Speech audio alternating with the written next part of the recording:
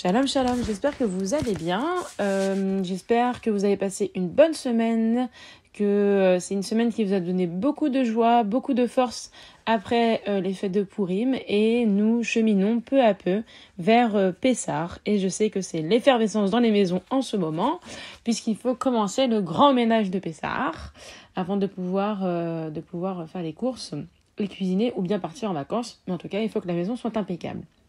Mais avant ces éléments-là, nous allons quand même nous pencher et faire une petite pause sur la paracha Vayakel de cette semaine. Je dédie ce cours à la Refoua Shelema de Mesaouda bat Tromsa, de Eliezer bar Simcha, de Reuven Ishaï bar Mercedes, de Shoshana bat Urida, de Vered bat Shoshana, de Luna bat Simcha, de Rovena bat Pnina, de Shagal bat Esther, de David ben Rachel, de Viviane bat Emma, ainsi que la Refoua Shelema de Simcha bat Rachel et Yosef bar Hana, et Boaz bar Déborah.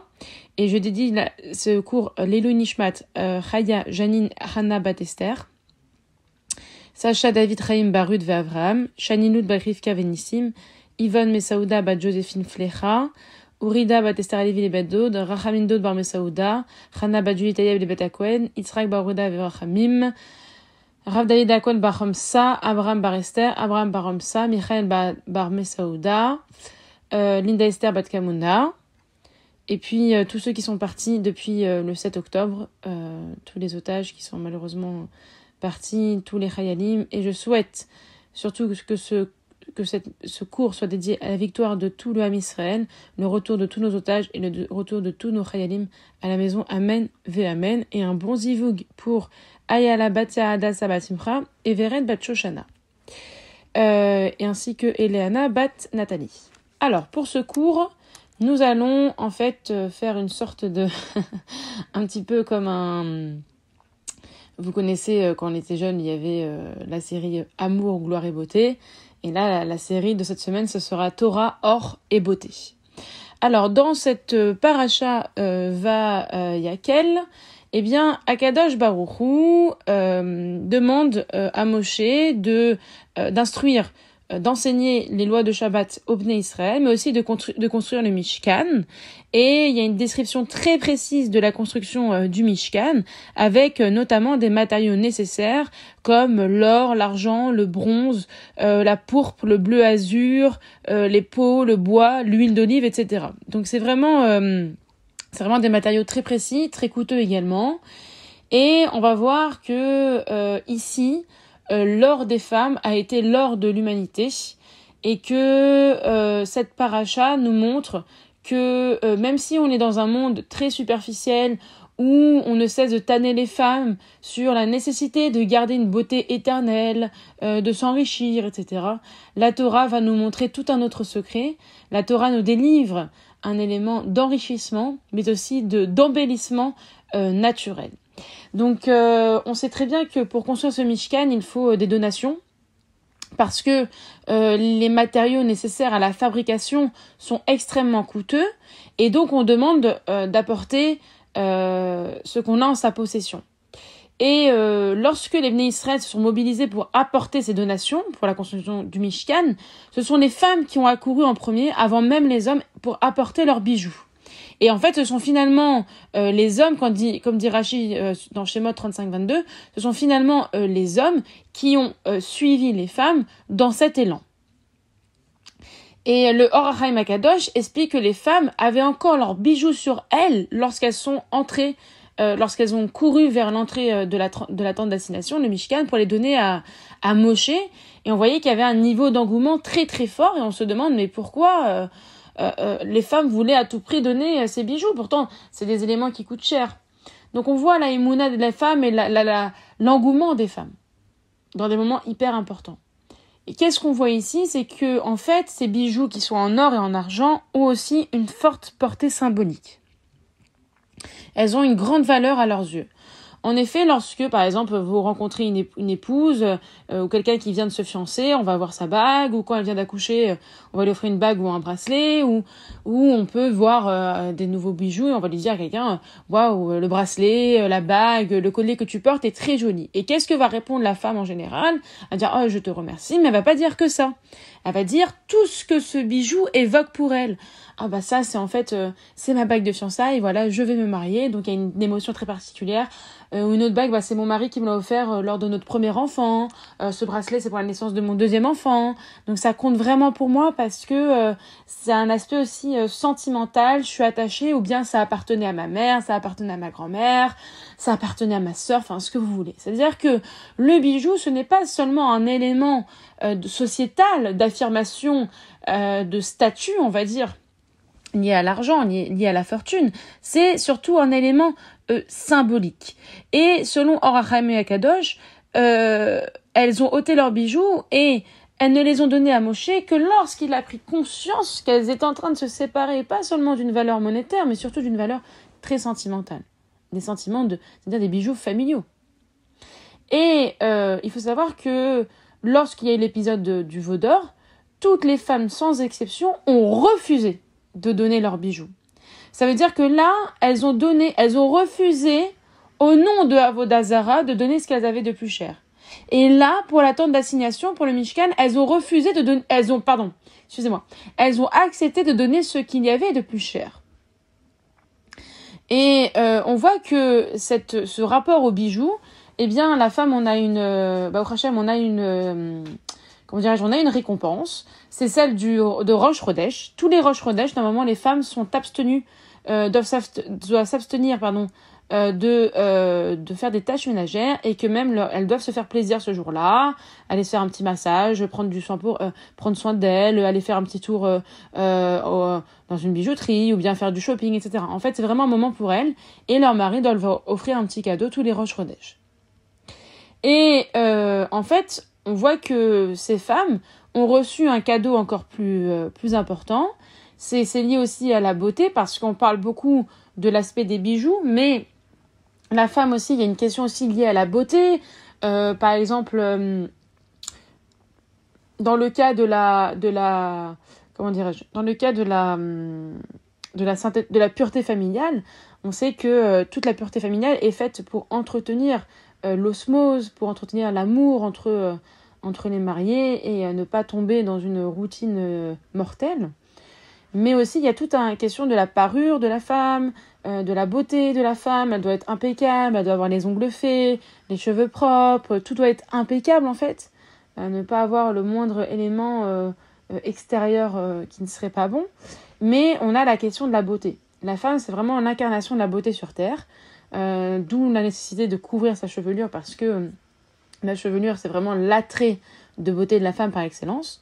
Et donc, pour tous ces efforts, Akadosh Baruch Hu leur a donné un cadeau. Hachem dit, lorsqu'il y aura la résurrection des morts, eh bien, toutes les femmes vont revenir sur terre sans aucune ride, avec une peau et un visage jeunes dans leur plus bel attrait de leur vie. Alors là, mesdames, là, c'est un secret de dingue. C'est-à-dire qu'on passe des fois des années à entretenir cette peau pour qu'elle soit lisse, pas de boutons, pas de rides, etc. Mais ça, c'est pour le Olam Hazé.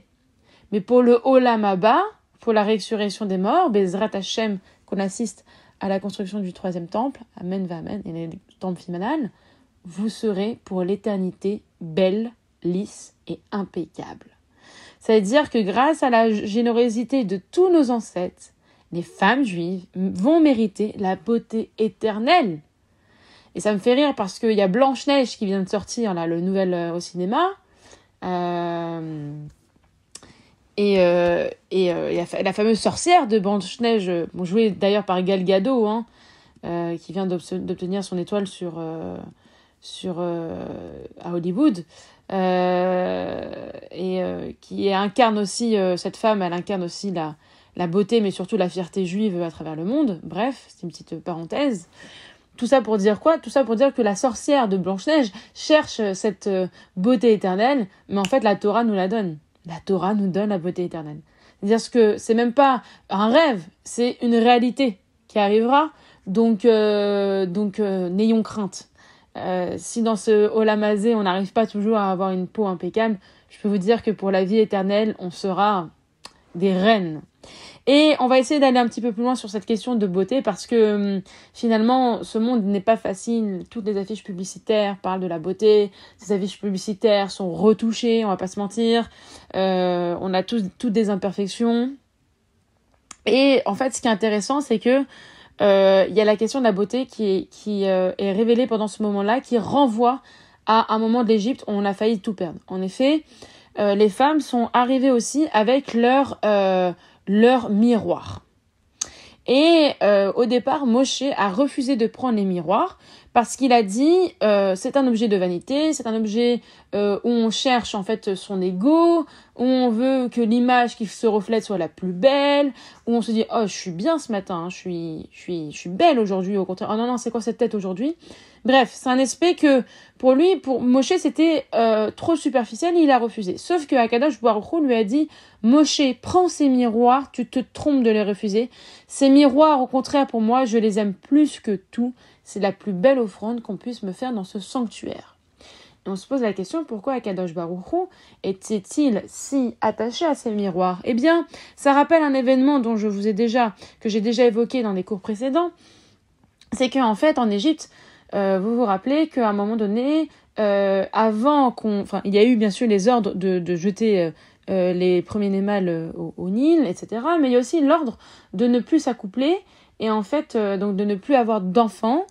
Et en fait, les hommes étaient envoyés au labeur, ils travaillaient très tard, ils étaient très fatigués il y avait cette peur en fait. Il y avait cette loi qui disait qu'on ne devait plus avoir d'enfants. Et les femmes se sont quand même battues et les femmes ont construit des miroirs, ont fabriqué des miroirs pour éveiller leur tendresse, pour maintenir leur vie conjugale, pour pouvoir permettre, malgré les interdictions, de mettre au monde des enfants. Et pourquoi ce miroir? C'est parce que elles allaient en fait près de là où travaillait leur mari et grâce au miroir, des fois leur visage se reflétait dans l'eau du Nil ou bien se reflétait dans les maisons et elles disaient à leur mari regarde comme mon reflet est beau.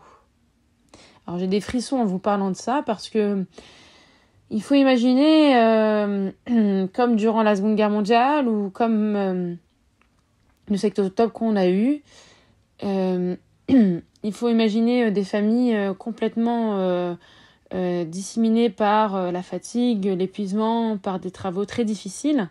Prenons le cas du ghetto, par exemple, et on dit une femme qui, malgré la difficulté, eh bien, aurait sorti son miroir et aurait montré à son mari son reflet en lui disant « Regarde mon mari, mon reflet est beau, mon reflet est encore beau.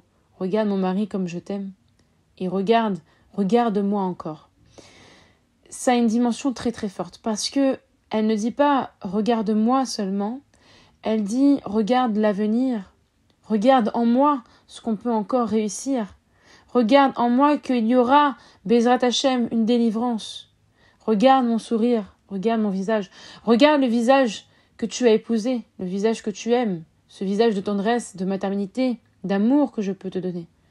Et mon mari, si toi tu n'as plus confiance aujourd'hui, si c'est dur, si tu travailles, si tu es fatigué sous les coups, tu es fatigué par les durs traitements, moi je suis là et je crois encore à nous deux et je crois encore à la Emouna et j'aurai cette force de nous porter vers cette libération.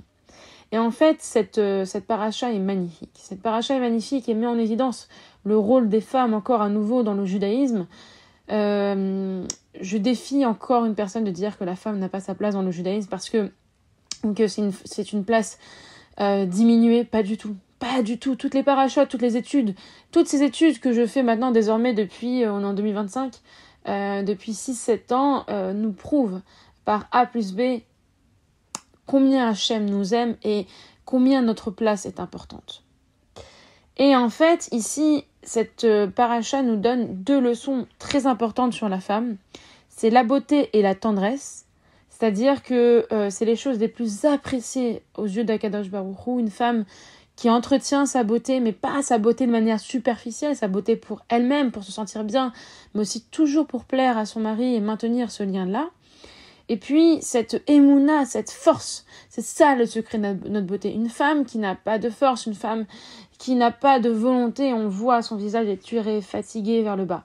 Une femme qui a la émouna, une femme qui se bat, etc., elle a des yeux lumineux, elle a quelque chose en elle qui transperce son visage, qui est assez fort. Et cette façon de sourire face aux difficultés, de garder toujours cette tendresse dans cet avenir, nous rend encore plus puissante, encore plus séduisante, encore plus belle que ce que voudraient nous faire croire toutes ces affiches publicitaires et toutes ces crèmes, j'allais dire publicitaires, vous entendez R derrière, toutes les publicités mensongères, j'ai envie de dire. J'ai fait une sorte de symbiose des mots.